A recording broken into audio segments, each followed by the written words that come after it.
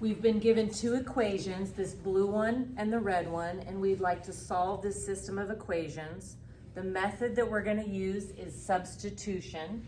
And if you're going to use the substitution method, step one is to grab one of the equations, it doesn't matter which one, and solve for a variable, and it doesn't matter which variable.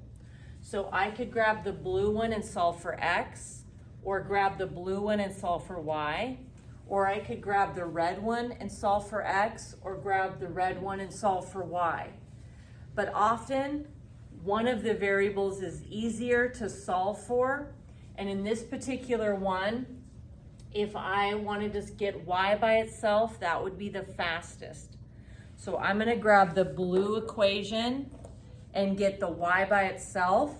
To get the y by itself, I need to get rid of that negative 2x. So I'm going to add 2x to both sides, and then I end up with y equals 2x plus 13. After you get the variable by itself, step number 2 is substitute what you find into the other equation.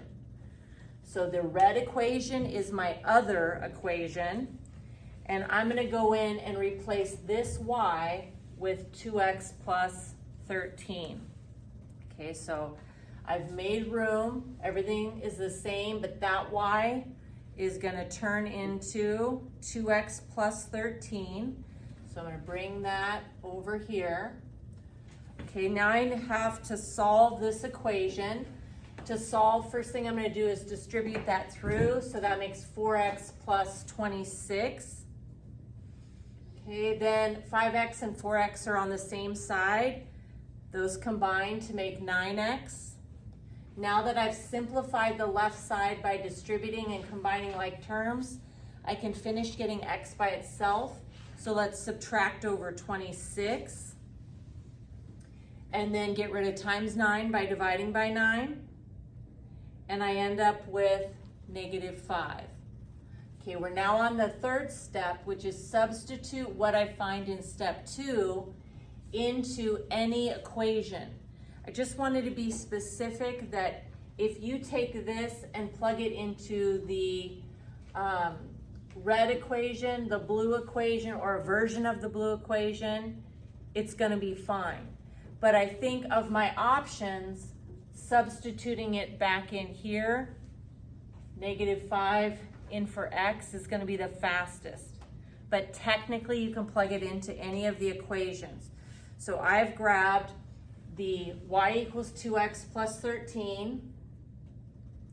I'm going to replace the x with the number negative 5.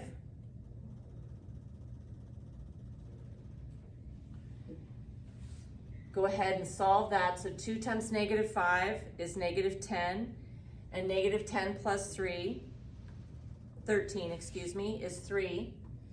And so my answer, the x is negative 5 and the y is 3. Now for the problems that you guys are doing, that's how you're going to enter it. But keep in mind what it is that you actually found. This blue equation, if you graph it, makes a line. This red equation, if you graph it, it makes a line. And these two lines intersect at the point negative 5 comma 3. But you'll be asked to enter like what's the x and what's the y.